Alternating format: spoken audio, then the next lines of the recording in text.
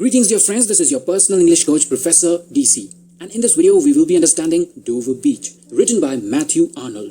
दोस्तों इस कविता का हिंदी एक्सप्लेनेशन मैं अपने चैनल पर ऑलरेडी डाल चुका हूं, तो जिन लोगों को इस कविता को हिंदी में समझना है वो YouTube पे जाएं और सर्च बार पे लिखें Dover beach space professor DC space Hindi explanation और आपको इन डेप्थ और डिटेल्ड हिंदी एक्सप्लेनेशन मिल जाएगा. जिन लोगों को इंग्लिश में समझना है, for those of you who want to understand this poem in English, please stay with me. Dear friends, I would like to tell you something about the poet before we actually understand the poem. Matthew Arnold was born on 24th December 1822 and he died on 15th of April 1888. He was an English poet and cultural critic who worked as an inspector of schools. He was the son of Thomas Arnold, the celebrated headmaster of Rugby School, and brother to both Tom Arnold, literally the professor, and William Dalefield Arnold, novelist and colonial administrator. Matthew Arnold has been characterized as a sage writer, a type of writer who casticizes and instructs the reader on contemporary social issues. He was also an inspector of schools for 35 long years and supported the concept of state-regulated secondary education. Fascinating, isn't it? Alright, without a further ado, let's start with understanding the poem. Now friends, this particular poem, Dover Beach, is a lyric poem by Matthew Arnold. It was first published in 1867 in the collection New Poems, but surviving notes indicate its composition may have begun as early as 1849. The most likely date is 1851. And friends, do you know what? This poem is called Honeymoon Poem. Why? Because in 1851, Matthew Arnold went for a honeymoon with his wife, Frances Lucy Whiteman. And that is the time he had written this poem. Back in 1851, it was inspired by two visits he and his wife, Frances, made to the south coast of England where the white cliffs of Dover stand, just 22 miles from the coast of France. So, what was the situation? Matthew Arnold had recently got married and he went for a honeymoon at the Dover Beach with his wife, Frances. He was astounded by the beauty and everything that surrounded Dover Beach, and he thought of pouring down his thoughts on a piece of paper. And this is your poem. When I was a student, I used to ask why to everything. Why, how, when, what? Similarly, you should have the same question in your mind. Why was this poem written? Where is Dover Beach? What caused Matthew Arnold to write this poem? We've already answered the why of this poem. Now friends, let's try to find out where this particular place is. On my screen you can see the world map. On the left side you can see London. On the right side you can see Belgium and Brussels and Antwerp. And here is your place called Dover. And this is the place where the poet went for a honeymoon with his wife, and he was sitting inside a room and he was observing everything. And as you can clearly see, there is a beautiful beach here. Just imagine yourself inside a luxurious hotel, and also imagine that the window of your hotel room is facing a beautiful strait of Dover. That's exactly where Matthew Arnold was with his wife. He was at the shore of English ferry port of Dover in Kent, facing Calais. As you can see, this is Calais and this is how it is pronounced. It is a French word, and this is of course in France at the Strait of Dover, and the distance between these two places, Calais and Dover, is 34 kilometers. And friends, you must have observed that whenever you are facing a large water body or whenever you are sitting in peace in a very serene environment, when you are sitting in silence in the midst of nature, your mind gets clear and you become even more philosophical. That's exactly what Matthew Arnold felt. And then he thought, why don't I pen down my thoughts? So here we are. On my screen, you can see the original poem on the left side with meanings of its difficult words on the right to make it very easy for you to understand. So what you can do is, while I'm explaining, you can pause my video and note down the meanings of difficult words. Alternatively, you can email me at iwritermailid@gmail.com or mention in the comment section that you want this document in your email and I will be glad to send it to you. Having said that, let's understand the form and structure of this poem. So, this poem consists of 4 stanzas, each containing a variable number of verses. The first stanza has 14 lines, the second 6, the third 8, and the fourth 9. As for the metrical scheme, there is no apparent rhyming scheme, but rather a free handling of the basic iambic pattern. You must be wondering, Professor, what is this iambic pattern? Now, if the poet has used syllables in which one syllable is short or unstressed, followed by another one which is long or stressed, it is called an iambic pattern. I'm very sure you must be knowing the meaning of a syllable. Syllable is a unit of pronunciation having one vowel sound with or without surrounding consonants, forming the whole or a part of a word. For example, there are 2 syllables in water and 3 in inferno. Alright, I don't want to take a deep dive in grammar lessons. I forgot to mention that I've given line numbers so that we can understand this poem line by line. Let's start with line number 1. The poet says, "The sea is calm tonight." This line gives us lots of information. The poet is sitting inside a house and is observing the sea. It is night time and the seawater looks peaceful and tranquil. The overall beauty of the sea is very captivating for the poet. Line number 2, the poet says, "The tide is full, the moon lies fair." The tide is full. Some people also call it to be full tide or high tide, and other people call it high water, but mostly people call it high tide. Now this is the time when the sea or a river reaches its highest level and comes furthest up the beach or the bank. In simple words, we can say that this is the state of the tide when it reaches at its highest level. These were the observations of the poet. So you can build a rough picture in your mind. Imagine yourself sitting in a hotel room and you are looking straight out of the window and you have observed that the vast sea looks tranquil, but at the same time it is a high tide time. And then Matthew Arnold also observed that the moon lies fair. Now to understand this part of the sentence, we have to understand why at the first place we have high tides and low tides. Do you know already?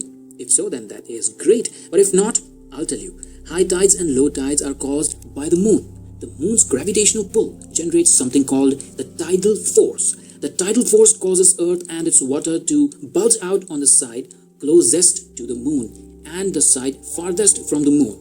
These bulges of water are high tides. Now friends, in English language, the word fair usually means without cheating or trying to achieve unjust advantage. When you treat people equally without favoritism or discrimination, you call it a fair treatment. When there is absolutely no cheating, you call that kind of judgment to be fair. Now, fair has a couple of other meanings. Here, the word fair is used as an adjective, and this is the first meaning. Treating something equally without favoritism. What are the other meanings? Fair also means light or blonde. It also means considerable, though not outstanding in size or amount. It also means fine and dry. So from the poet's perspective, we can conclude that here the word fair means just the way it should be. The moon is located and is appearing just the way it should be. Considerable, though not outstanding in size or amount. The moon looks reasonable, satisfactory, acceptable, respectable. And then we have to understand line number 3, 4 and 5 together. Upon the strait on the French coast, the light gleams and is gone. The cliffs of England stand glimmering and vast out in the tranquil bay. Till now, Matthew Arnold was observing everything from his room and he was looking straight onto the sea and what was beyond it. I've already mentioned earlier that the distance between Dover and Calais is 34 kilometers, which is roughly equal to 21 miles. So the speaker or the poet is staring at the French coast, which is here. From a long time he observed that there were a few lights over here and all of those lights were gleaming. Gleaming means shine brightly, especially with reflected light. So the French coast was all bright and glittering and gleaming. But in the line number 4, the poet says, gleams is gone. The cliffs of England stand. Gleams is gone, meaning the lights have been turned off. It is night time. The business hours are over. The shops are closed. People are going off to sleep. And therefore, all the glitter is gone. Now, nothing at all is seen at the French coast. The French coast is not visible at all. But then, what is visible? All of his concentration, all of the poet's concentration is now on the England, or we can say English shore. Now, there were some steep rocks on the seashore, which is nothing but cliff, and Matthew Arnold focuses on those cliffs for a while. So he was observing everything that was going around in here, and now, because the lights have been turned off, all of his concentration has diverted to the cliffs that are located at the beach. But here he has written the cliffs of England stand. Were they not standing before? Of course not. They were right there. But here he means all that he could see now is the English shore and the cliffs located there. So he says, I was observing the French coast and the lights and everything that was existing there. but now people have turned off the lights, and all I can see is the cliffs on the English shore. Line number 5, glimmering and vast, out in the tranquil bay. Now these cliffs are usually formed because of the process called erosion and weathering. Now this weathering happens when natural events like wind or rain break up pieces of rock. In coastal areas, strong winds and powerful waves break off soft or grainy rocks from harder rocks. The harder rocks are left as cliffs. A little bit of geography along with English. So these harder rocks, they're not short-heighted. They're long and broad, and they're standing tall with their large wavering reflections in the quiet sea. But let's go back to line number 3. The poet says, upon the straits. Which strait is the poet referring to here? It is the Strait of Dover, and here it is. It's between Dover and Calais, and the strait is of course between the English Channel and the North Sea. Coming back to line number 5, we were talking about the strong cliffs which were shining out in the tranquil bay. Tranquil is calm, and bay is broad inlet of the sea where land curves inwards. So now you can imagine how the poet is not focusing on the French coast, but now all of his focus is directed to the English shore, and he's observing how the cliffs are shining faintly with a wavering light in the calm sea. Line number 6, 7 and 8. Come to the window, sweet is the night air, only from the long line of spray, where the sea meets the moon blanched land.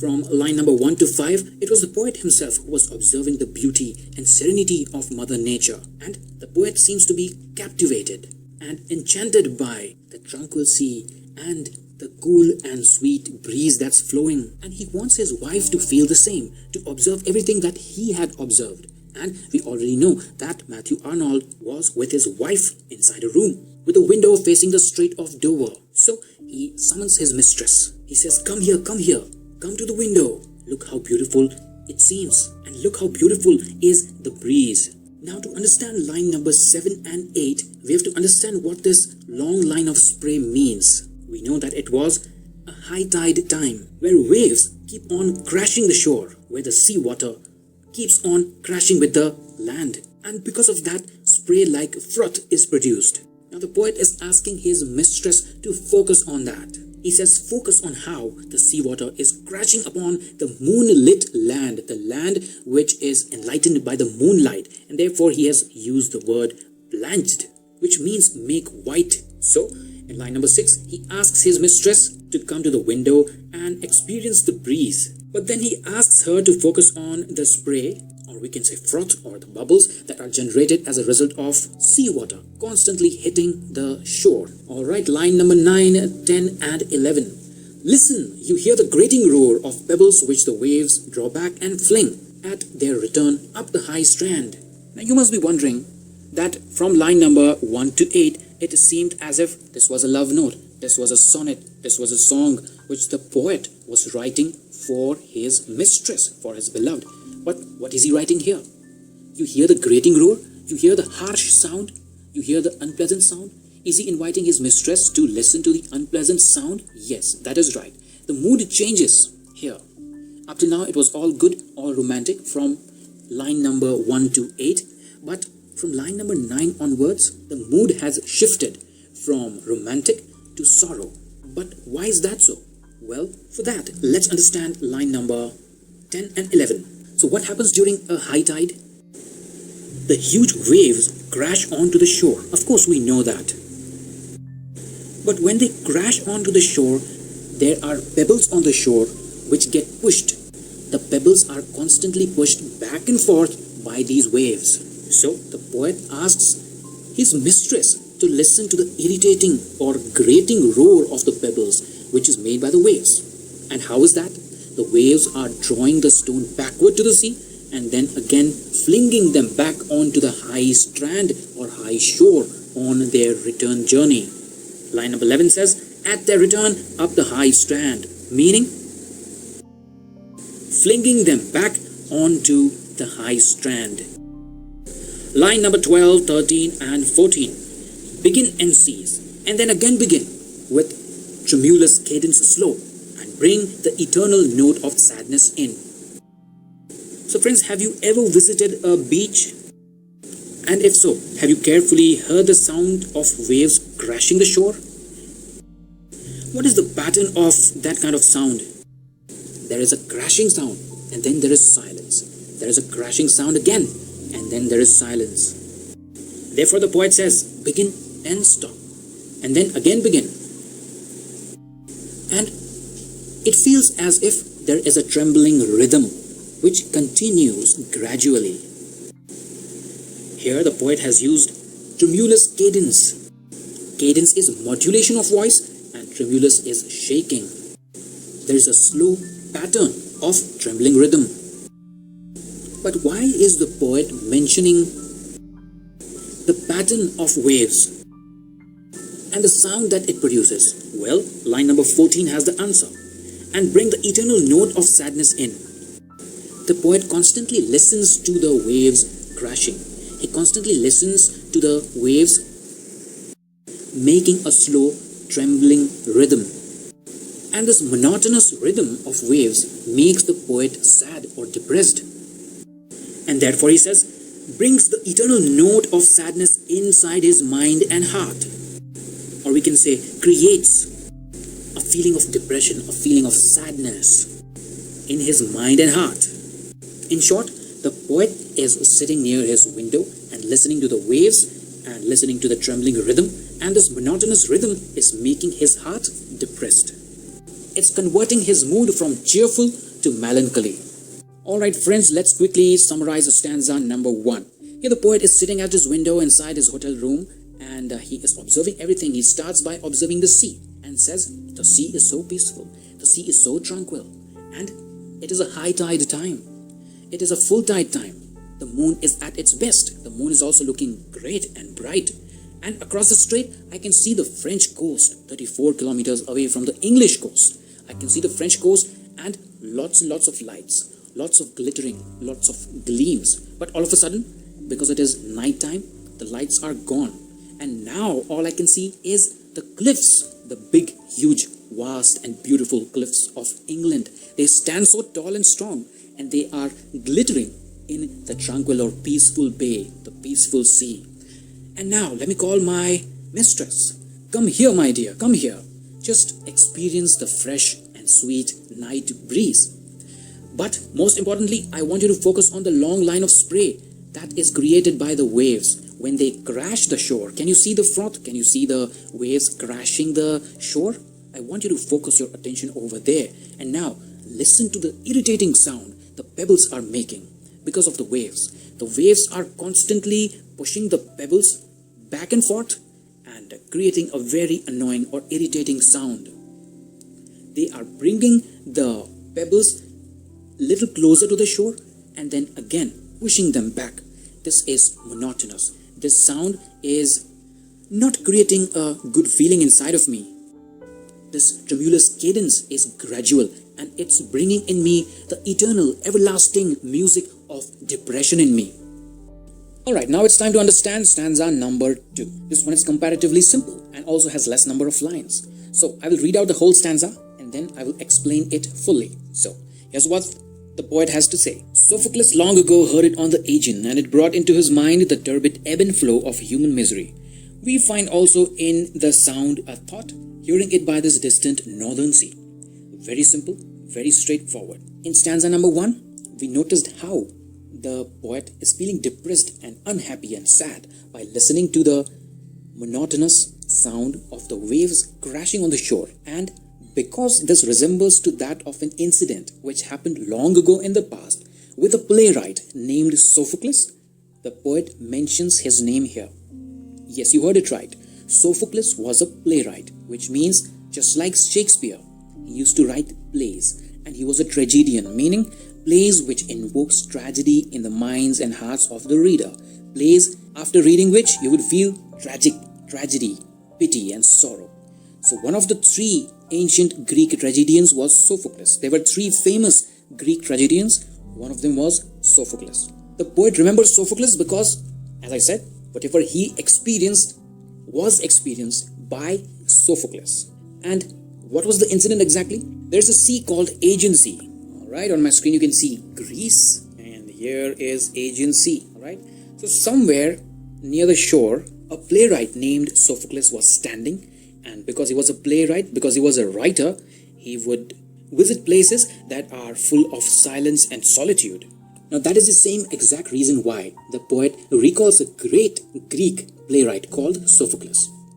Because Sophocles, once upon a time, long back, was standing near the Aegean Sea, and he was listening to the sound of nature. He heard the melancholic sound of the waves of the Aegean Sea and was reminded of the misery and suffering and unhappiness that the human beings have to bear. The poet remembers him because he too is experiencing the same thing. According to the poet, the sea and human fate are same. They are both tragic. And just like Sophocles thought, the poet also believes that nobody is free from the eternal sufferings that human beings find themselves in. Sophocles watched the waves and immediately compared the ebb and flow of the waves to that of human sorrow and misery. The human misery rises and falls. The human sorrow rises and falls, just like the waves. Now let's focus on the word turbid. I've mentioned on the right, cloudy, opaque or thick with suspended matter.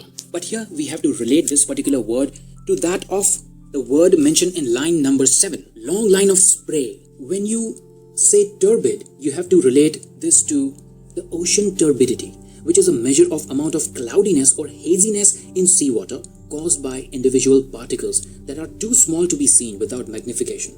Highly turbid ocean waters are those with many scattering particulates in them. So line number 1, 2, 3, 4. Pretty simple, pretty straightforward. There was a playwright Sophocles who thought the same thing as the poet. And another similarity is both of these people, the poet and Sophocles, were standing or were located near the sea. And what was the common thought that they had? The poet thought about loss of faith and Sophocles thought about the rise and fall of human miseries. And now line number 4, 5, 6 are very simple and straightforward.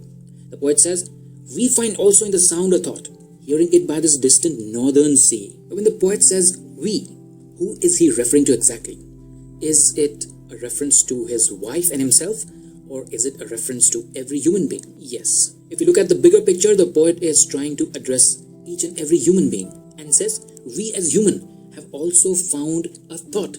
In between these sounds, we also have found a feeling of sadness hearing to the crashing waves. The poet says he has found a feeling of sorrow listening to the monotonous crashing of waves. And where exactly is this monotonous rhythm heard? Where did the poet and in fact his wife hear these sounds? The answer is in line number 6. Hearing it by this distant northern sea. What is northern sea? Northern Sea is nothing but the Strait of Dover, which is between the English Channel and the Northern Sea. You can see on my screen the Northern Sea, but where is the poet and his wife located?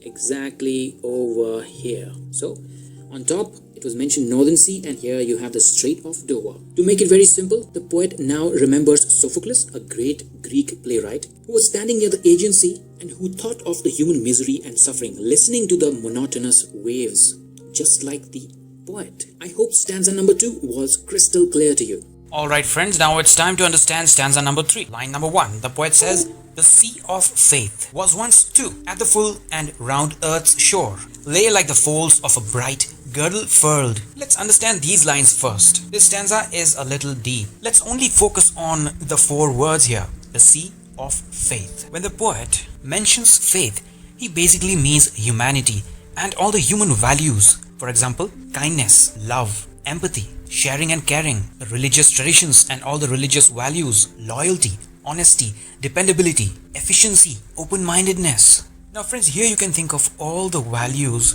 which can make life of another human being easier and comfortable. The poet says there was a sea of it. The poet is trying to compare Mother Nature with human values. The poet himself is near the sea and he heard the sound which was a little unpleasant for him. And so, his mind drifts into something very profound. The sea of faith means all the human values, all the good behaviors, all the good mannered people. And then line number 2 was once too at the full and round earth's shore, just like a high tide that he was witnessing. The poet says, in good old days, in ancient times, the human values and good mannered people and spiritual values were all soaring, were all time high. There were so many good people, kind and honest people around. There were so many spiritual people around. They were never cunning. They were never money-minded. They always thought good about another human being. Now this situation is compared to that of sea, which he was witnessing already. The seawater had reached as far as it could. The seawater had filled all the voids at the earth's shores. And then line number 3, lay like the folds of a bright girdle furled. Now the whole thing, the whole scene looked like a girdle. You might be wondering, what is a girdle? So people in ancient times used to wear such girdles. As I've already mentioned here, a girdle is something that encircles the waist. In ancient times, in fact even now, people wear these girdles as fashion. So a girdle is a cloth that encircles the waist. And then we need to focus on the word furled. Furled means neatly and securely rolled or folded up. Of course, if you're wearing a girdle, it has to be neat and clean and securely folded up so that your waist looks beautiful. So here an interesting metaphor is cited by the poet. The sea water is full of ripples and tides and whatnot. And when the sea is completely full, when the waters have reached as far as they could, how would the earth look like? Assume that the earth is a human body. Assume that the earth is a human being. And you already know this very well that 71% of Earth's surface is covered with water. And when, according to the poet, the sea water is full, and assuming Earth to be a human body, poet says the Earth looked like a person wearing a bright girdle which is neatly and securely rolled or folded up. Now we'll have to take line numbers 4, 5, 6, 7, 8 together. The poet says, but now I hear its melancholy, long withdrawing roar, retreating to the breath of the night wind down the vast edges drear and naked shingles of the world. Now friends, I would like to tell you something about the Victorian era. Now Victorian era is a time when Matthew Arnold had written this poem. Now in the Victorian era, industrialization was at its peak. You very well know the meaning of industrialization. It is a process in which the economy is transformed from primarily agricultural to the one based on manufacturing of goods. Individual and manual labor is often automated and mechanized by mass production, and the hard-working craftsmen are replaced by assembly lines. This is called industrialization. Now, what was the outcome of industrialization? Yes, you guessed it right. Capitalism. What is capitalism?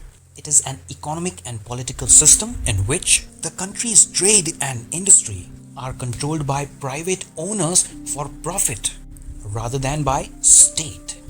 So the poet witnessed the rise of capitalism, and he saw how people are chasing money. He saw how people are trying to make more and more profits. They're not even looking at feelings or values of another human being. Everybody is into the money-making business. And when you get blinded by money, you don't care for the emotions of another human being. And so the poet says, the seawater which was once full, the waters were at its peak. What happened to those waters? Those waters are retreating or falling back. They are going back. They are not up to the shores anymore. They are going back gradually and slowly. Are they making any sound while they are going back? Yes, they are making a sad, unhappy, long and withdrawing roar. Who am I talking about? I'm talking about the waves and the seawater. The seawater, while it is retreating, it is roaring, or we can say crying sadly. And what is causing it to retreat or fall back? The answer lies in line number 6, 7, 8. The seawater is falling back to the breath of night wind and naked shingles of the world. Two things are responsible for the seawater to subside. Number one is the night wind. Now you can relate night wind with what was going on during that time in 1851. It may be industrialization. It may be rise of capitalism. It may be some other revolutionary movement which changed the people's minds. So this seawater is retreating down the vast edges drear. The meaning of drear is mentioned. Drear means depressingly dull and bleak. From the sunny shores, where has the water reached now? To the vast edges which are dull. The water has gone down. Metaphorically speaking, the night wind can be industrialization, and the reduction of seawater can be the reduction of all those good feelings that any humans can possess. The reduction of seawater can be compared to all the good feelings, all the good vibes that any human can possess. The retreating of seawater can be compared to that of all the good feelings that any human once possessed. And then the last line, and naked shingles of the world. We know that a person can become greedy if situation allows him to. A person can be a little bit greedy, he or she can be moderately greedy, but what if the person has completely lost all his or her senses and now greed is all that he or she has in his or her mind? To demonstrate that feeling, poet has used the word naked, raw, and completely insane. Shingles means a mass of small rounded pebbles, especially which are on the seashore. So pebbles on the seashore are many in numbers, right? There can be thousands, there can be millions. Now pebbles have been compared to human beings, all those human beings whose minds are blinded out by greed, and not a very average level of greed, not very little greed. It is naked greed. It is greed in a vast amount. Greed to such an extent that they have forgotten the betterment of another human. So, how do we summarize stanza number 3? If we take the literal meaning, the poet says, once upon a time, the sea had a lot of water. It was full up to the shore, but now it is falling back. It is retreating to the night wind, and because of the pebbles that have increased in quantity at the shore. And now, if we take the actual meaning, the real meaning, the true meaning, the point that exactly the poet intended to convey is, once upon a time the world was full of good people, nice people, honest, loyal, faithful and hardworking people. But because of industrialization, because of capitalism,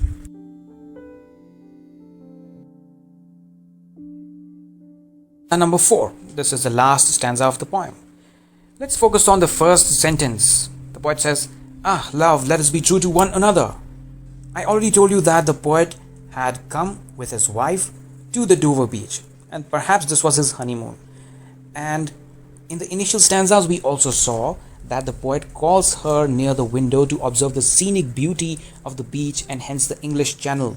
And he also tells her to focus on the shore where the waves were crashing onto the pebbles and making some sound, which was not very pleasant for the poet. In stanza number 3, he explains metaphorically how people have turned greedy, and so finally he tells her wife, "My darling, my dear mistress, there's a lot of dishonesty and there's a lot of greed and enmity and selfish behavior in the world. So please let us be true to at least one another. At least be real and understanding and caring and sensible to one another." Now friends, we will have to consider line number 2, 3, 4, 5, 6 together. The poet says, "For the world which seems to lie before us like a land of dreams, so various, so beautiful, so new, hath really neither joy nor love nor light, nor certitude nor peace nor help for pain." Now friends, in the initial lines, the poet wants his wife to make a commitment. He himself is also ready to make the same commitment. And what is that? That is to be true to one another. That is to be loyal, caring, sensitive to one another. But why is that so? The poet goes forward to explain. He says, "Whenever you are in trouble, I will be the one helping you. And when I am in trouble, you will be the one helping me. So it is very important for us to understand each other. Why is there no one except us in the world who would help us in the times of need?" The poet says there is actually no one, because people have turned greedy. People have turned selfish. This world looks beautiful. People look beautiful, but they are in disguise in reality. They are not really beautiful. They are not caring. They are not selfless. They are selfish. They are only looking for profit. They don't care how you feel. They are wearing masks. This world seems to us as a land of dreams where we will be able to achieve all our goals and fulfill all our desires in the future. But no, we should beware. We should not think like that, because the world has changed. People have changed. The well-wishers might become backstabbers. The selfish people were once selfless. So it is important for us that you stand for me and I stand for you. Line number 5 and 6, the poet says, these people who we consider them to be understanding and selfless, they are not happy these days. They are not speaking out from their hearts and minds. They don't care in what situation you are. They have forgotten what joy is. They have forgotten what love is. They don't feel love anymore. They don't know what real knowledge is. They don't have that level of enlightenment where helping one another only brings true joy. They don't care about certainty or certitude. If you are in pain and if you cry out for help, they don't care. They are constantly into making profit. They are constantly into making money. And so they have also lost all the peace that was there in the good old days, where people didn't have much. They didn't make a lot of money, but yes, they were always helpful to the person in need. So the poet says, let us be true to one another, because we are the ones who understand the situation of the world. The poet finally says, the world has become a place where we would not get joy, we would not get love or peace or help for pain. Line number 7, 8, 9. And we are here as on a darkling plain, swept with confused alarms of struggle and flight, where ignorant armies clash by night. Now to understand line number 7 and 8, imagine that you are standing on a plain. What is a plain? It is a large area of flat land with few trees. Imagine that you are standing on a plain. Alright? There are no street lights. There is no other source of light where you can see where the trees are, where the animals are, whether there is a water body nearby or not, and you are just standing there in darkness. What is darkling? Darkling is darkness, growing darkness. Let us assume that it is not completely dark, but the darkness is growing at the place where you are standing. Can you feel the confusion that would be aroused in your mind? Also imagine that you have to struggle for every little thing you need. Because it is growing dark, and because you are in need of something, you are struggling and hustling constantly. And even around you, you are hearing some weird alarms and people fighting and throwing bombs on each other and throwing bullets on each other. You hear guns and battles all around. Can you imagine, can you picturize how confused and how irritated you would be? That's exactly what the poet is feeling. He is comparing his current situation of sitting in a house and observing the sea in darkness to the one where a person is standing on the land and it's growing dark and it is utterly chaotic around him. The poet feels that he is engulfed in the clutter of chaos. And now the last line, where ignorant armies clash by night. Now here the poet recalls the battles that take place during the night. The armies keep on combating at night, and the poet calls these armies and the soldiers ignorant, the one without any knowledge or awareness, uneducated or unsophisticated. Are they really uneducated or unsophisticated? I'm talking about the soldiers. No, they're not, because they are just following orders. If they get orders to fight, they will fight. But the real knowledge, the real awareness is understanding that war does not solve any problem. These fights have never done any good to any human society.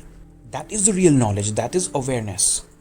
Peace comes when you understand, when you discuss. That is the reason the poet calls the soldiers and armies as ignorant. So, stanza number 4, summary. The poet says, let us be good to each other, let us understand each other, because the world is in disguise. The world that you see is not beautiful. Nobody cares for how troubled you are. Nobody cares if you are in pain or not. This world doesn't have joy, love or peace anymore. We should be true to one another because all we have is each other, and also because around us is darkling pain. Around us are people confused with alarms of struggle and flight. And around us there are some ignorant people who have not even met each other once, who don't even know each other, but they have to fight for no reason. Interesting poem, isn't it? My dear friends, I hope you've understood this poem very well by now. If not, if you still have doubts, please put your doubts in the comment section below the video.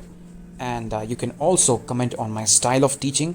I would love to hear your feedback. You can be completely honest or completely blunt. And if you give an honest review, I would know if I should improve my teaching. Dear friends, if you have any other poem or chapter or drama that you want me to explain, please put that in the comment section as well, and I will be more than happy to make a video explanation of the same. I thank you for watching from the bottom of my heart, and I hope you have an incredible day.